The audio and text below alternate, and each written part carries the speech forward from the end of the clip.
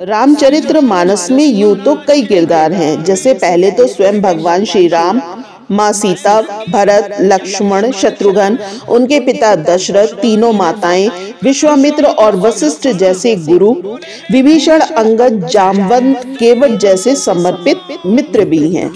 लेकिन मंदिर इनमें से सिर्फ आपको श्री राम और हनुमान जी के मिलेंगे। सीता जी या लक्ष्मण जी भी आपको देखने को मिलेंगे, लेकिन व्यक्तिगत रूप से श्री राम और हनुमान जी के मंदिर ही देखने को मिलते हैं। श्री हनुमान राम जी के परम भक्त और सेवक हैं।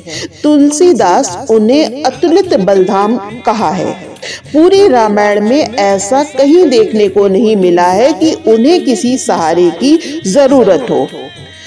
वो पवन पुत्र हैं, कहीं भी उड़कर जा सकते हैं। पर्वत की तरह उनका आकार है। वो किसी से नहीं डरते, उनसे सभी डरते हैं।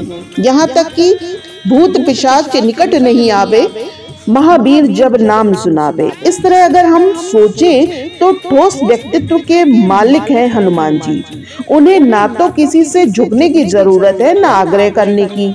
लेकिन अगर वो नहीं झुकते हैं तो क्या उन सफलताओं को हासिल कर पाते जो उन्होंने हासिल की? पर्वत के समान हनुमान जी मच्छर के समान छोटे हो जाते हैं। यही लचीलापन उनकी सबसे बड़ी ताकत है। वो कठोर नहीं है, अक्खड़ नहीं है, क्योंकि खुद को लेकर उनको कोई घमंड नहीं है। जो लोग रिजिड होते हैं उनका मूल कारण होता है घमंड। रावण के भीतर अहंकार कूट कूट कर भरा हुआ था। अपने से ऊपर किसी को वो समझता नहीं था। अगर जरा सा लचीलापन होता, झुक गया होता, ना तो वो खुद मारा जाता, ना ही लंका का सर्वनाश होता। हनुमान जी के पास बहुत शक्तियां थीं। वो किसी को परास्त कर सकते थे। ज्ञान और बुद्धि के निधान हैं, लेकिन साथ ही साथ फ्लेक्सिबल भी हैं। इसका मुख्य कारण है उन्हें उनकी शक्तियों का एहसास तो है, लेकिन घमंड नहीं है। उन्हें संतुलन बनाना आता है। वो अपने काम के लिए खुद को किसी भी रूप में ढाल लेते हैं। जब राम जी और हनुमान जी विभीषण से मिलने पहली बार गए तो ब्राह्मण बन करके गए। जब सुरसा से टकराते हैं तो विशाल रूप धारण करते हैं, लेकिन जब लगता है कि बात नहीं बनेगी तो छोटे होकर के मुंह से बाहर निकल आते हैं। जब लंका में प्रवेश करना होता है तो छोटे हो जाते हैं। जब सीता जी से मिलने जाते हैं तो अति लघु रूप धारण करके मुद्रिका उनके सामने डाल देते हैं और उसी रूप में सीता जी के पास जाते हैं। माँ आप चिंता ना करें, राम जी के पास बहुत बड़ी सेना है, वो आपको जल्दी बाहर ले जाएंगे। तो माँ सीता को शक होता है, क्योंकि उस समय हनुमान जी का रूप बहुत छोटा है। तब माँ कहती है, मोरे हृदय परम संदेहा, तुम कैसे कर पाओगे ये सब? माँ का शक दूर करने के लिए हनुमान जी फिर विकराल रूप धारण करते हैं।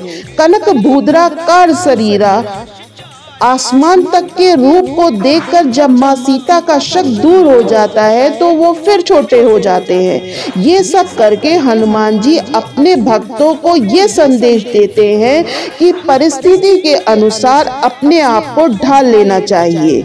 जहाँ विनम्र होना है वहाँ छोटे, जहाँ सामने वाले को डराना है वहाँ विकराल रूप यानी काम के हिसाब से खुद को ढाल लेना, बदल लेना।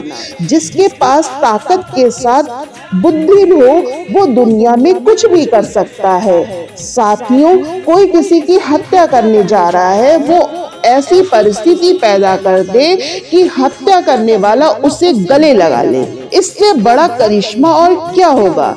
श्री राम जी से संधि के बाद सुग्रीव भूल ही गए कि सीता माँ को ढूंढना है। भोग विलास में इतना मग्न हो गए कि वर्षा ऋतु खत्म होने के बाद सीता माँ का पता लगाना था। शांत और सरल हृदय वाले राम जी के मन में भी क्रोध का संचार हो गया और फिर उन्होंने लक्ष्मण जी से यहाँ तक कह दिया कि जिस बाण से बाली को मारा था सुग्रीव को भी उसी बाण से मारेंगे। लक्ष्मण जी भाई की बात सुनकर किष्किंधापुर पहुंचे। सुग्रीव की तो हिम्मत ही नहीं पड़ी लक्ष्मण जी के सामने आने की। उन्होंने हनुमान जी को इस मोर्चे पर लगा दिया। हनुमान जी ने सबसे पहले लक्ष्मण जी की चरण वंदना की, फिर राम जी की स्तुति करने लगे।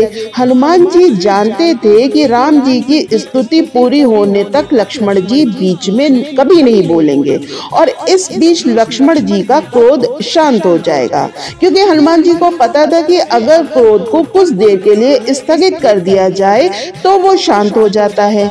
देखिए, ताकतवर होने के साथ साथ हनुमान जी की बुद्धि का स्तर कितना श्रेष्ठ है।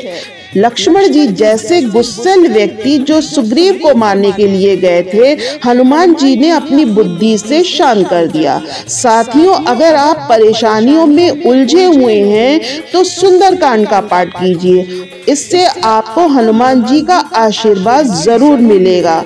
सुंदरकांड का पाठ ज्ञान और सफलता का पाठ तो आपको पढ़ाएगा ही, इसके साथ ही साथ आपको काफी शांति और शक्ति मिलेगी।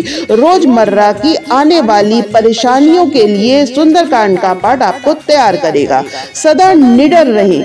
किसी इंसान की जिंदगी में लालच, ईर्ष्या जैसी बुराइयां उतनी बुरी नहीं है जितना बुरा उसका डरपोक होना है। जो डर गया समझो वो मर गया। डर हमारे अंदर की सारी शक्तियों को कुचल देता है, हमारे गुणों को कुचल करके नष्ट कर देता है। लेकिन हनुमान जी को देखिए, डर का उनसे दूर दूर तक कोई नाता नहीं है। इसलिए नहीं कि वो ताकतवर हैं, उन्हें कोई हरा नहीं सकता, बल्कि इसलिए कि वो हारने से डरते ही नहीं हैं। अशोक वाटिका में जिस रावण के बेटे को मार दिया था, उसी रावण के दरबार में निडर खड़े हैं। जहां देवता भी रावण के सामने हाथ जोड़ करके कांप रहे हैं, लेकिन हनुमान जी ऐसे खड़े हैं जैसे सांपों के बीच में गरुड़। रावण की शक्ति को हनुमान जी अच्छे से जानते हैं, इसके बावजूद उनके मन में जरा सा डर नहीं है। कोई बच्चा सांप को मुंह में रख ले या शेर के सामने खड़ा हो जाए तो ये बहादुरी नहीं है, क्योंकि वो सांप और शेर की ताकत को जानता ही नहीं है। लेकिन हनुमान जी तो रावण की ताकत को जान करके भी निडर होकर के खड़े हो गए। रावण हनुमान जी से कहता है, क्या तुमने मेरा नाम अपने कानों से नहीं सुना है? मैंने तुमसे बड़ा निशंक देखा ही नहीं है। ये निशंकता ही हनुमान जी की समस्त शक्तियों का केंद्र है, पर किसी से वो डरते नहीं हैं, क्योंकि उनके मन में जरा सा शक नहीं है। शक ही डर पैदा करता है। नील आर्मस्ट्रांग चांद पर चले गए क्योंकि उन्हें जरा सा भी डर नहीं था। हनुमान जी यहाँ हमको यही सिखा रहे हैं, जो खुद को जीत लेता है वो डर को भी जीत लेता है। कहते हैं ना, डर के आगे जीत है। हनुमान जी रावण के दरबार में निडर होकर खड़े ही नहीं हैं, बल्कि रावण को धमका भी रहे हैं कि अगर तुमने माँ सीता को नहीं लौटाया तो हजारों ब्रह्मा, विष्णु, महेश भी तुमको नहीं बचा सकते। मेरी मानो तो माता जानकी को प्रभु श्री राम को लौटा दो। शरण में जाने पर प्रभु श्री राम तुम्हारा अपराध भूलकर तुम्हें अपनी शरण में ले लेंगे। रावण को गुस्सा आया। उसने कहा, मृत्यु निकट आई खल तो ही। देख, तेरे निकट मृत्यु खड़ी है। और मृत्यु को रावण ने हनुमान जी के निकट खड़ा कर दिया। हनुमान जी ने कहा, मौत मेरे बगल में खड़ी जरूर है, पर देख तुमको रही है। साथियों, हनुमान जी निडर हैं। वो जानते हैं कि प्रभु श्री राम का काम करने आए हैं। अगर हम हर काम को ईश्वर का काम समझकर करना शुरू कर दें तो डर भी हमसे डरकर भाग जाएगा। हमेशा खुश रहें। साथियों, आप रामचरित्र मानस को पढ़िए, आप हनुमान जी को कहीं दुखी नहीं पाएंगे। मानस में हर पात्र कहीं न कहीं दुखी है, सिर्फ हनुमान जी को छोड़कर। राम जी दुखी हैं क्योंकि रावण उनकी पत्नी को उठा कर ले गया। सीता जी अशोक वाटिका में दुखी हैं। हैं। लक्ष्मण जी क्रोधित है मंत्रा और कैकेयी पर और समुद्र पर कि वो रास्ता नहीं दे रहा। महाराज दशरथ राम के वियोग में दुखी होकर प्राण त्याग दिए। तीनों माताएं दुखी हैं। भरत रो रहे हैं अपनी माँ कैकेयी को कोसकर। रावण तो परेशान है ही। देखिए एक हनुमान जी हैं जो मानस में आरंभ से लेकर अंत तक प्रसन्नचित्त है। तुलसीदास भी जब हनुमान जी के कामों का जिक्र करते हैं तो उनके प्रसन्न मन की बात जरूर बतलाते हैं। जब जामवंत हनुमान जी को उनकी शक्तियां याद दिला रहे हैं तो तुलसीदास लिखते हैं, जामवंत के वचन सुनाए सुनी हनुमंत हृदय अति भाए। हनुमान जी कहते हैं जामवंत की बातों को सुन करके कि सीता जी को खोजने का काम जरूर पूरा होगा, क्योंकि मेरे मन में बहुत खुशी हो रही है। साथियों, जब आपका मन किसी काम को करने के लिए खुश होता है तो दिमाग सोचता ही नहीं कि काम होगा या नहीं। हनुमान जी छोटे या बड़े सभी को माथा टेक करके जाते हैं कि तुम सब यही कंद मूल फल खाकर सीता जी का इंतजार करो, मैं अभी आता हूँ। उन्हें बिल्कुल शक नहीं है कि माँ मिलेंगी या नहीं मिलेंगी, क्योंकि उनका मन प्रसन्न है।